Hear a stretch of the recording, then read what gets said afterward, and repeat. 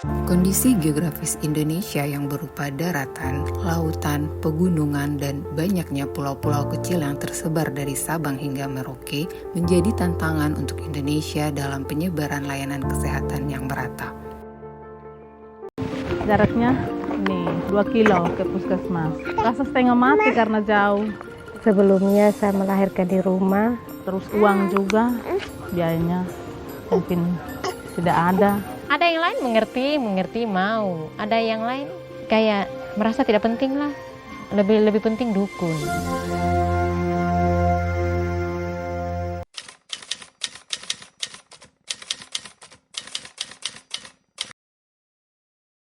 Berdasarkan statistik Indonesia tahun 2024, Indonesia memiliki 17.001 pulau yang dikelola dalam 38 pemerintahan provinsi, 514 kabupaten kota, dan 84.096 desa atau kelurahan yang terdiri dari 44.482 desa berada di dataan, 38.750 desa yang berada di kawasan lereng atau puncak, dan 863 desa di kawasan lembah. Keadaan tersebut menjadi faktor pendukung bagaimana beberapa hal terkait keterjangkauan layanan kesehatan di Indonesia masih belum optimal. Berdasarkan profil kesehatan Indonesia tahun 2022, terdapat 2 provinsi yang belum semua kecamatannya memiliki setidaknya 1 puskesmas. Dari segi sumber daya manusia, wilayah Indonesia bagian timur merupakan wilayah dengan ketersediaan SDM kesehatan paling rendah dibanding provinsi lainnya.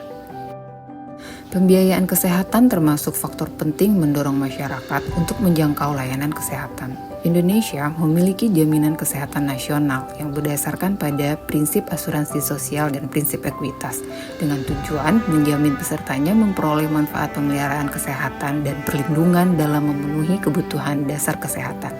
Pada tahun 2022, cakupan kepesertaan JKN mencapai 91% secara nasional. Terdapat 6 provinsi yang sudah mencapai Universal Health Coverage, yang berarti bahwa seluruh masyarakat di provinsi tersebut telah memiliki jaminan kesehatan, salah satunya Provinsi Papua Barat. Ironisnya, seluruh masyarakat yang sudah memiliki jaminan kesehatan ini belum dapat secara maksimal mengakses layanan kesehatan karena ketersediaan fasilitas dan sumber daya manusia kesehatannya yang masih belum mencukupi, serta karena faktor geografis yang cukup sulit, sehingga masyarakat masih harus menanggung beban biaya untuk transportasi jika ingin mencapai layanan kesehatan tersebut. Pembangunan sarana dan prasarana kesehatan yang mencukupi dan mudah diakses oleh masyarakat semestinya menjadi pertimbangan utama para penyelenggara pemerintahan daerah. Keterbatasan sumber daya daerah menjadi isu penting pembangunan sarana prasarana kesehatan ini. Menyadari hal ini, pemerintah pusat membuat skema dana alokasi khusus fisik bidang kesehatan untuk mendorong pemerintah daerah membangun sektor kesehatannya. Namun, beberapa provinsi belum mampu mengeksekusi dengan baik pemanfaatan dana ini. Terlihat dari masih rendahnya penyerapan atau realisasinya. Dan ini terjadi di Provinsi Kawasan Indonesia Timur dengan realisasi di bawah 70%, yaitu Provinsi NTT, NTB, Papua, Maluku, dan Papua Barat.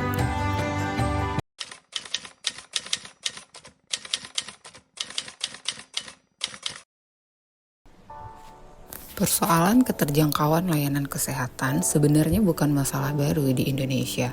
Persoalan ini masih menjadi tugas besar pemerintah sampai sekarang untuk mewujudkan pemerataan layanan kesehatan bagi masyarakat di seluruh wilayah Indonesia. Pada tahun 2015, pemerintah meluncurkan program Nusantara Sehat yang merupakan program penguatan pelayanan kesehatan primer dengan berbasis tim.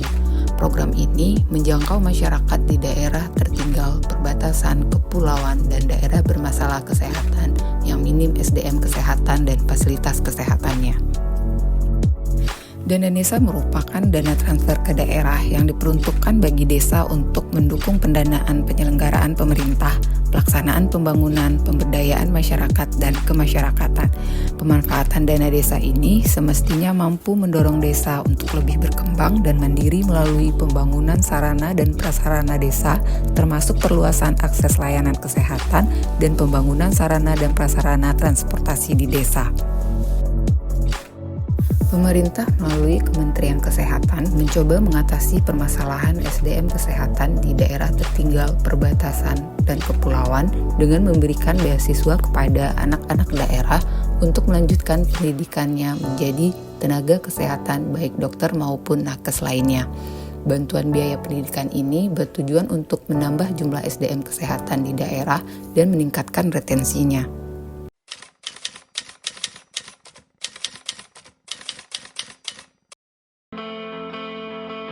Menurut John Black, aksesibilitas merupakan suatu ukuran kenyamanan atau kemudahan pencapaian lokasi dan hubungannya satu sama lain. Mudah atau sulitnya lokasi tersebut dicapai melalui transportasi, dalam hal ini aksesibilitas adalah konsep yang luas dan fleksibel. Aksesibilitas pelayanan kesehatan tidak bisa diartikan sebagai kecukupan suplai saja. Perlu melihat bagaimana aksesibilitas fisik tersebut bisa dijangkau dan diterima oleh masyarakat. Berikut faktor-faktor yang mempengaruhi aksesibilitas pelayanan kesehatan. Yang pertama, supply berupa sumber daya, baik manusia dan keuangan dari penyedia layanan, yaitu pemerintah maupun masyarakatnya. Yang kedua, barrier berupa adanya jarak geografis dan layanan transportasi sehingga menimbulkan tantangan terhadap waktu dan biaya perjalanan. Kemudian, literasi kesehatan, pengetahuan dan kepedulian yang rendah terhadap kesehatan membuat masyarakat pedesaan tidak memanfaatkan layanan kesehatan. Dan proporsi penduduk lanjut usia yang lebih banyak di desa cenderung sulit untuk memanfaatkan layanan kesehatan. Yang ketiga, demand, yaitu berupa desain layanan yang tidak sesuai dengan kondisi dan kebutuhan masyarakat, seperti jam operasional yang kurang sesuai dengan aktivitas masyarakat pedesaan yang bertani di pagi hari.